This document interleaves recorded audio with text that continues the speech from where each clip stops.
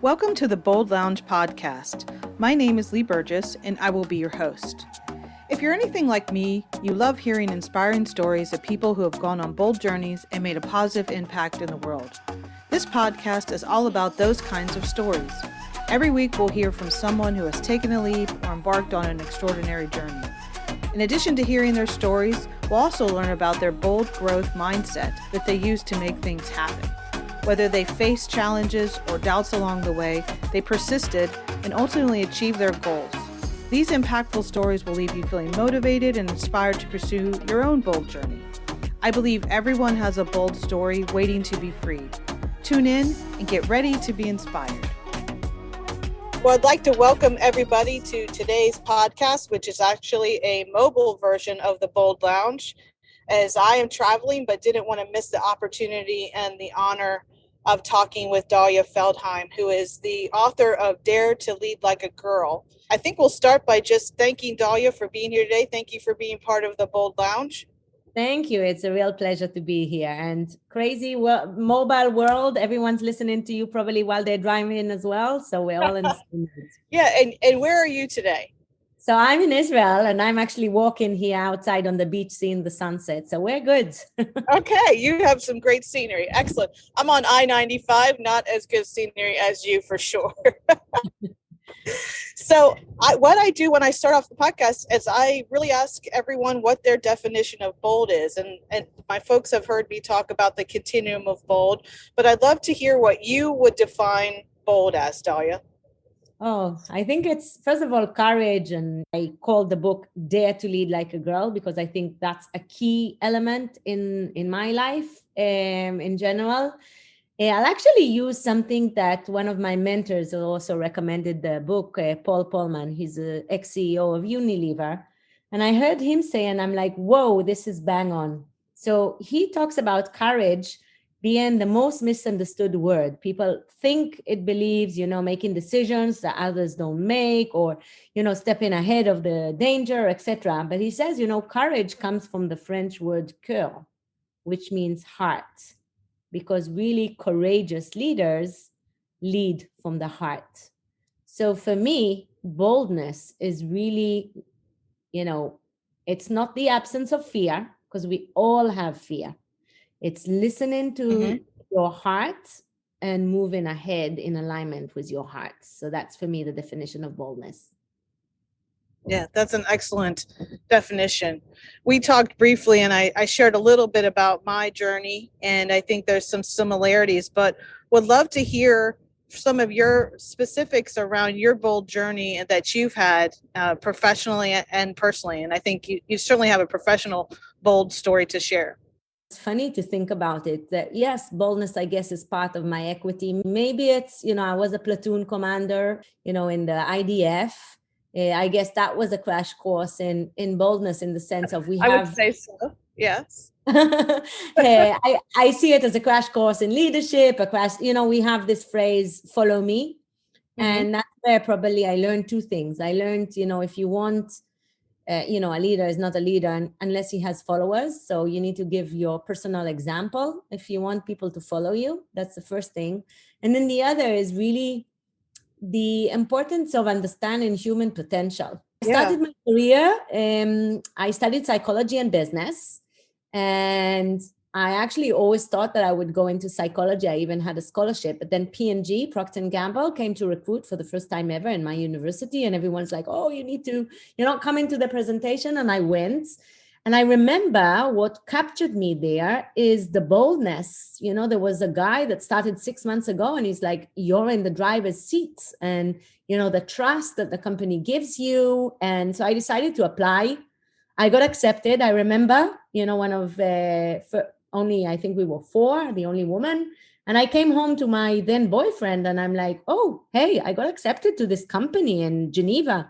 And he goes, whoa, Geneva, great skiing, let's go. And that's how we started our bold journey.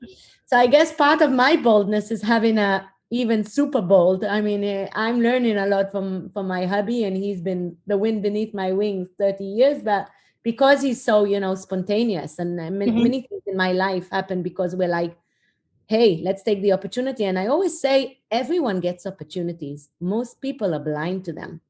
Mm-hmm. So that's bold. Bold is kind of also saying, hey, why not? All right. Right. So we moved to Geneva, and I started my career in Procter Gamble. And I'll just share a little bit the story in a way that led me to what I'm doing today.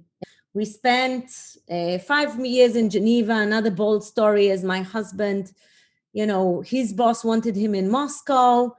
And I came back to P&G and I'm like, hey, I'm ready to move to Moscow sometime in a year or two.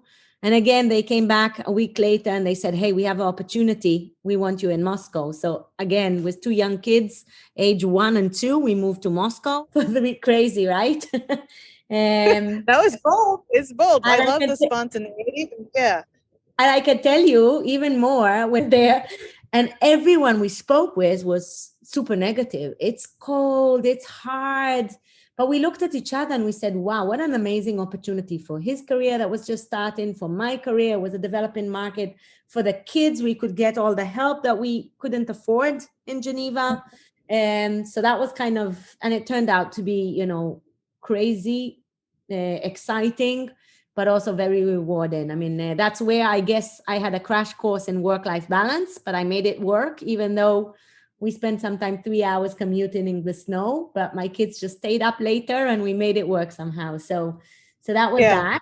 We moved back to Geneva. I had my 3rd child, and then a similar craziness came on where, we were having dinner with one of my ex-bosses who was a mentor, Stasi. And, my husband is like, oh, I would love to move to Asia for my kids to learn Chinese.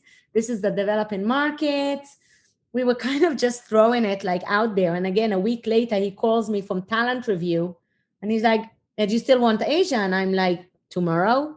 And he said, okay, that's all I needed to know. Close the phones. And I'm like, hey, how tomorrow? What are we He calls me. He's like, okay, there's a role in Singapore, but it literally is tomorrow. I need an answer by Monday. And, I remember we were like, oh my God, this is crazy. But we did it. And, we moved to Singapore back in 2010. So that's one element of boldness, like really recognizing opportunities and stepping forward. The other dimension that is about leading from the heart. So I'll tell you the story of 2 extremes. When I started working in P&G, I was in my boss's office because one of my launches hit a wall, and I was getting so frustrated. And I don't know about you, but when I get frustrated, I tear up. Mm-hmm. And I was sitting in his office and this tear rolls down my cheek. And I'm like freaking out, right? Because I'm sitting in my general manager, my manager's manager officer, and he kind of smiles at me and he offers me a box of tissues and, calms me down. And when I frantically try to regain my composure, and when I'm finally there, he kind of, he put his hand on mine and he's like, he looked me dead in the eye and he said something that, he was a great role model for bold leadership. But he said to me, Dalia, don't you ever be embarrassed for crying in the office. It's a sign of your passion. Mm-hmm. And passion is your superpower. And then he said, and if you ever work for someone that doesn't appreciate that, walk away. They don't deserve you. And I can tell you, he was such an amazing role model. And I was so empowered. I had many managers actually like him that, believed in me more than I believed in myself and encouraged me to be bold. So in that scenario, being bold was, I would come up with an idea and he was like, amazing. Why didn't we do it a week ago? So that was boldness in those years. But I'll give you the example. I mean, only when my career really hit the lowest point, I realized what exactly he meant. And so 17 years later, P&G moved me to Singapore, as I mentioned. My husband opened a startup. And then P&G said, we need you now back in Geneva. And I said, I'm sorry, I need to put my money where my mouth is on dual career. We always kind of said we're managing our career together. My husband just opened a startup. I can't move back. Anyway, they couldn't keep me in Singapore. We decided to part as friends, the P&G and I. Mm-hmm. And I decided to take a role as chief marketing officer for another Fortune 500 company. It was a huge jump. So that's another kind of element. But I was like, hey, bring it on. I love the CEO's vision and the CMO's vision. And They basically wanted me to create a marketing department from zero, from a company that was very product-led to a company that's very consumer-led. And that's another element. I never thought, is it good for my career? I always chose roles that I found I could make an impact. Okay. So that was another element. And then it ended up working well for my career. But I always guide people, when you're so focused on, is it right for my career? There's no such thing as a small role. It's really what you make on it. And this started as nothing. I didn't have a budget. I didn't have a team, and I built it to 100 people in Asia. So it was a great from 0 to 100, right? Right. Everything seemed like a dream role. Sadly, 2 months into the role, I got a new boss. And, it took me a week to realize that him and I are like water and fire, right? So I'm all about people and creativity, and he's all about numbers and scorecard and ROI, return on investment. And the culture most days was ROI or you die. That's kind of how we felt most days. And I remember he called me up one day and he said, hey, I'm not going to tell you what you're good at. I find it a total waste of time. And I kind of, okay. And then he says, and yeah, there's no art in marketing. It's only science. You just didn't get it yet. So anyway, kind of imagine stab and turn. That's how I felt at that day. Yeah. And this was someone who didn't hire you, right? So this is someone else hired you.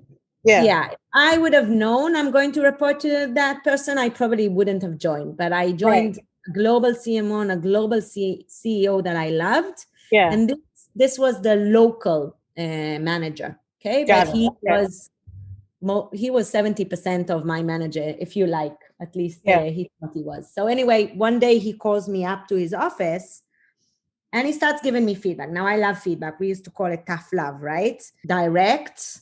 No sugarcoating, because, we don't grow when we sugarcoat. But really critical is that the feedback is given from a position of care. I can tell you that day there was no love. It was only the tough, denigrating, personal, humiliating, belittling, everything you want. And I'm sitting there in the office getting frustrated. And you remember kind of what happens when I get frustrated, but I'm like the only C-suite woman on his team. I'm holding it in. And then he starts insulting my team. And that's where I became a lioness, because I knew how hard they worked, and unfairness makes me super frustrated. So that's when I lost it, right? And a tear dropped down my cheek. And he smiles at me and he offers me a box of tissues.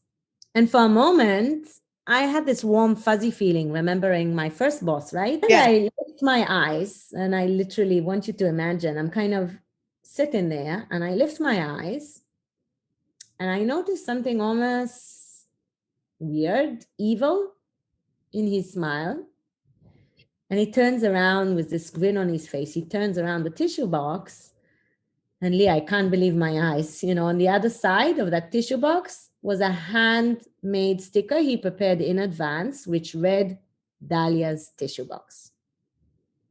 This is where I would about fall out of my chair, in the sense of, obviously a very frustrating moment, a very personal moment where someone is, like, if you use the word degrading, and, so from the perspective of, he's not a nice person. No, and now he would make me cry, and he thought it was a funny joke, right? Yeah. I don't think like I'm an easy pushover, right? I would agree. I was like, are you kidding me? This is an HR assault. And he sits back and he, oh, Dalia, don't be so emotional. It's just boy banter. I know you have a sense of humor. Now, the interesting thing, is I was a gymnast. Okay. So for me, it was all about stamina. I'm like, I'm not going to quit. He will quit. People ask me, how come you didn't walk out? And I asked myself until today, I think there were a few things. One was this, why should I quit? He should, right? Yeah. The other was a practical element. My husband was building his company. I was the only breadwinner for a few good years. I really loved what I was doing, And I'll tell you something that I don't tell in many interviews, but 6 months into the role, I had a lunch with the lady that placed me in the role. I was honest and bold, and I gave feedback to the global HR when they came down and to the local HR, and they told him off. And, but there wasn't enough done on it. So I'm sitting there and I'm chatting with her, and I'm still being loyal, and I'm saying, hey, this is the good things, this is the bad things. And then she stops me and she says, hey, I know he can be an asshole. He has that reputation. You're the only one that can change it. I know her intentions were really good, right? But what she did is suddenly I had a boldness chip on my shoulder. Yeah. In the sense, right, that I had a mission. I'm going to coach him. She gave you an assignment, right? Like she almost gave you assignment and almost like a sense of responsibility of something you never should have been given that. Not that you can't handle it, but that's a pretty tough assignment. Now, I did have challenging bosses in the past, also with P&G. And I always had this equity of, because I'm, Israeli and bold and direct, I'm very good in managing up because I really do tough love. I did the research on this. When I left, I studied, they say research is me search, and you will understand that from your background. Yeah. So I did my INSEAD master's degree, and my research question is, can you coach yourself out of a toxic environment? And my answer was yes and no. So my answer was yes in the sense, not a very good answer, but no, almost like I'm like leaning into the phone, like, what's the answer to that one? Because I bet a lot of people can relate. Yes. So the yes was, you can build resilience. And my career today is about helping people build resilience and joy in the workplace. And I developed a whole model. I call it the 5P model. You can build resilience and happiness, finding your purpose and focusing on physical wellness. And I can tell you all the things that I did. I had probably the best 3 years outside of work at that time. Okay. Mm-hmm. Yeah. Teaching yoga and coaching. And I did everything I could to build my resilience. Okay. So I always say, start with that. Start with what you can learn. I also was really eager to learn. Okay. I was really eager to understand, maybe there's something about me that I need to change. Right. But the no part comes from, you can build resilience. But the research shows the more when you're in a toxic environment, the more resilient you are, the more you bring about bullying. Okay. And what happened is something that the research shows, the dance of death, because what he wanted is recognition. Okay. What I wanted was recognition. He was determined not to give me the recognition that I was seeking. And I was determined not to give him any recognition because, he was completely misbehaving. Right. So in a weird way, he was super nice to me on a personal side. Okay. Even trying to befriend. It was kind of playing with my head. That's the bottom line. Yeah, it was a mind game. Yeah. It was a mind game. And I was determined not to leave because I'm a gymnast and I don't quit. That was my upbringing. I do not quit. So first year was all about, fight. And I gave feedback and I volunteered. And that's where I got the nickname Miss Kumbaya, because I was too positive, right? Okay. And second year, flight, I hired a data scientist to give him all his data that he needed. I literally avoided conflict in a way. And at the end of that year, I delivered my scorecard, but I literally felt physically sick because I felt like I left my heart and my art in the doorway. Mm-hmm. And it was only third year that what triggered it was actually interesting. I attended a P&G alumni event where we talked about bold leadership. And we talked about servant leadership, and we talked about leading from the heart. And I remember, Lee, I literally planked myself in the chair and I'm like, oh my God, I'm a frog in boiling water. This is what culture should look like. I'm in a toxic environment and I need to get out of that. That was my wake-up call. There and then I made the decision to leave. So what happened in the third year, that's when the boldness came. Because in a very weird way, and I will admit that year 1 and year 2, I allowed an emotion that never entered my life to enter, which was fear. And when I think about it now, I'm like, why would I fear one person? But, and that's where I always say, literally, if it happened to me, it can happen to anyone. I mean, I fired 4 men for misconduct of other women because I was head of the women's network. I know what abuse looks like in the workplace, but I didn't recognize it on myself for so long because I had this mission that I'm the only one that can change him, right? Right. But at that event, I'm like, shit, I have fear. I'm not allowing this emotion to enter my life. So that's when I decided to drop fear. I said, I'm going to leave at the end of the year, but not before I deliver everything that I committed to my team and, my management, the CEO and the CMO. I need to bring back my strengths to the workplace, right? Which is my heart and my heart. So, I brought back my heart, focused on my team, created a family. Literally, when I left, we got the best culture scores ever. We were rated as a family, which made me very proud. I was able to shield everyone and focus on what I love, which is building teams. And then we also created a campaign that was very data-driven, but also very creative. So I think what worked for me there was, dropping the fear and really thinking win-win. And I often say when you're dealing with adversary, how can you think win-win, which is dancing with adversary? The boldness there was kind of going all in and trusting my heart and saying, I'm going with what I believe in and I'm going to prove my way there. And I remember when we finished that meeting and the CEO says, yeah, we're going ahead with the commercial. I mean, that was a huge sense of, heart victory, right? That sometimes you just need to really trust your guts and it's scary. But in this case, I said, what do I have to lose? And people ask me, what am I learning? So I answered you in one way that my research is yes and no. One learning is you can build resilience and you should build resilience, but up to a limit. So when it comes to a stage that you're asked to change beyond your value, that's when the red line is drawn. And I think one thing is really naming what you're going through. So I guess, I learned you can't change someone that doesn't want to change. You can't coach yourself out of a toxic environment. You can't be all heart. And I think that's an important one, especially for women. So I tried with empathy to understand. And I love, someone shared with me Muhammad Ali's quote, float like a butterfly, sting like a bee. So I was too much in my empathy. And sometimes you need to get into your positive masculine, which is the assertive. And basically the no of my answer is the only strategy to deal with a toxic environment is zero tolerance. And that's my learning. Zero tolerance means when it happens for the first time, you nip it in the bud, in the sense, not go to complain to HR, that's not enough. Go and say, sorry, you're not going to talk to me like that. I'm going to leave and I'm happy to have a discussion when you're willing to talk to me with respect.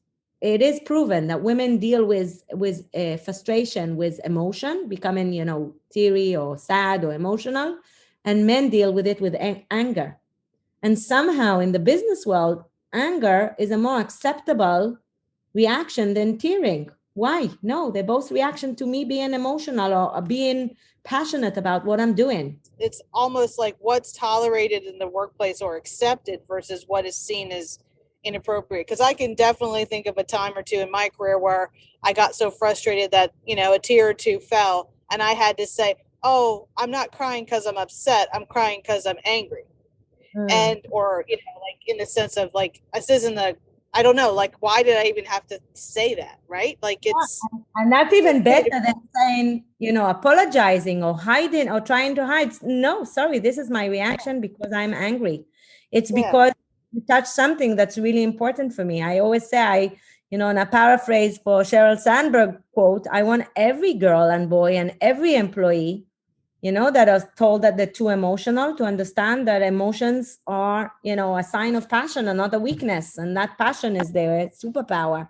The last kind of bold step in my journey, in a way, was deciding to jump, to leave a career that was extremely lucrative because I was really kind of sought after for that job. And I can tell you, I left and I opened my own consultancy business, and I started building myself up. I decided to take a time out to study. And I signed up and I did the INSEAD, my degree in organizational psychology, because I knew I wanted to go back to psychology. And then I gave a talk in a women's forum, and I met Tal Ben-Shahar, who became my second career mentor, if you like. And I gave a talk there. And at the end of the talk, I noticed he came to listen to me. And that was such a, I was so touched by that. And then I walked to him and he said, wow, that was such amazing stories. You need to speak on TED and you need to write a book. And I remember literally looking over my shoulder and saying, me? But my stories are any girl next door. And he kind of said, yeah, that's why they're so important. And so I decided, another bold kind of decision was to take 2 years off with very low income. I was just mainly doing coaching, and to do the studying in INSEAD. And he invited me to join a Happiness Studies Academy. And I just sat down to write my story. I wanted to be, not a regular self-help book, but one that's written from someone from the trenches that, I really see this triad of once a marketer, always a marketer. So I have a lot of storytelling. I have a lot of scientific backing, okay, to bring the left brain in. And then I'm like, the so what? And every kind of chapter finishes with a what can you do about it and a worksheet, etc. So that editing took me the time. But I think the next stage had to be very bold.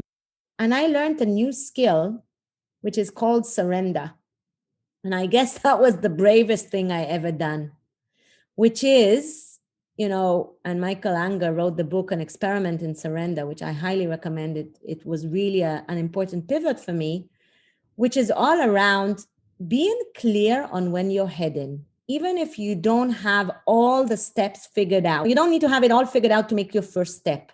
So I took a step. I knew roughly where I wanted to go, and I was just experimenting with how to get there. The pivot moment that actually led me to do what I'm doing today is, again, an amazing opportunity came. I did a volunteer project with the embassy. So I took this big project. It's a company called Tom Tikkun Olam, making an amazing global company that links the makers community with people with special needs. Beautiful project. So I was the CEO of Singapore, for a year to create the first event.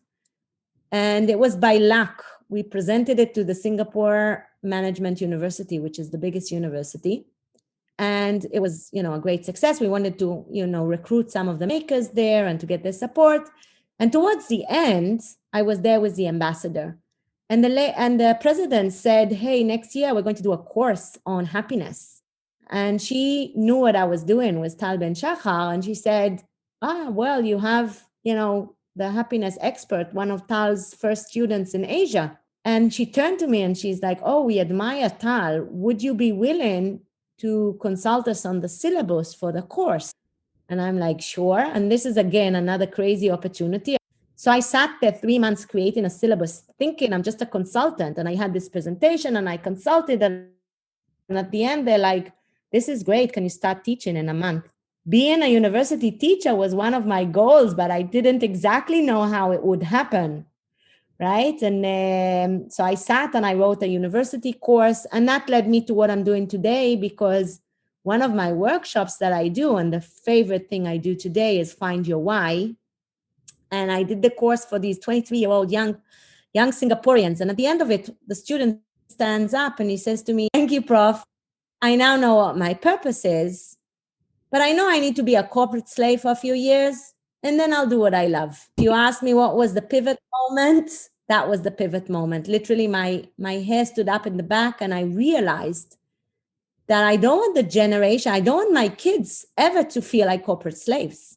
I don't want any of the young generation, because I know it doesn't have to be like that. 17 years, I was, every day in a state of flow, almost every day. Right. And that's when I decided that would be my mission, to work with individuals and companies on bringing purpose and joy to the workplace. So today I have a year-long program, a leadership development program that, I run with the Microsoft, Google, Facebook of the world. And we call it the Aspiring Leaders program, because I believe you need to really, talk to managers just before they become leaders, because there's a huge difference between being a manager and being a leader, and not many understand the skill set difference. And it's all about, the courage for leading from the heart. And I poured all of that knowledge into the book that's really kind of accompanies my course and helps individual, anyone who reads them, or that's the aim, really go through what does courage in their life look like? What would they do if they weren't afraid? And I'll finish off with this. Purpose is really important. It's my number one course, and it's the first thing, and it's the first chapter. And really, it's the first chapter of your self-development work, because purpose is proven to build resilience, to help, he who has a why can endure anyhow. It builds relationship or decision-making criteria, because I do get opportunities and I measure them against my purpose, and I say, no, they're not aligned with my purpose. I'll let them go. But if they are aligned with my purpose, even if it's in a way that I didn't think about, right? I didn't think I'll be a founder of a EduTech, it's aligned with your purpose, go ahead. So I'll just end with that. And I'll say that, my motto in life is have an idea of where you're headed, but don't forget to enjoy the view on the way. Meaning you need to have these two in balance, this drive and determination and this decision-making of goals, but, also being goals free you to enjoy the here and now. And that's kind of also for me, courage. It's knowing to balance these two. Otherwise you get burnt out when you're too much on your goals and you don't know to enjoy the view on the way.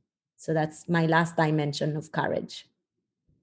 Thank you. I think this has been a very inspiring discussion. I could talk to you for hours, I think, about the different things that, we experience or the commonalities that exist. I want to encourage everyone to go get your book, Dare to Lead Like a Girl. I'm not there when it launches this Friday, so Lee is going to take a picture in a bookstore.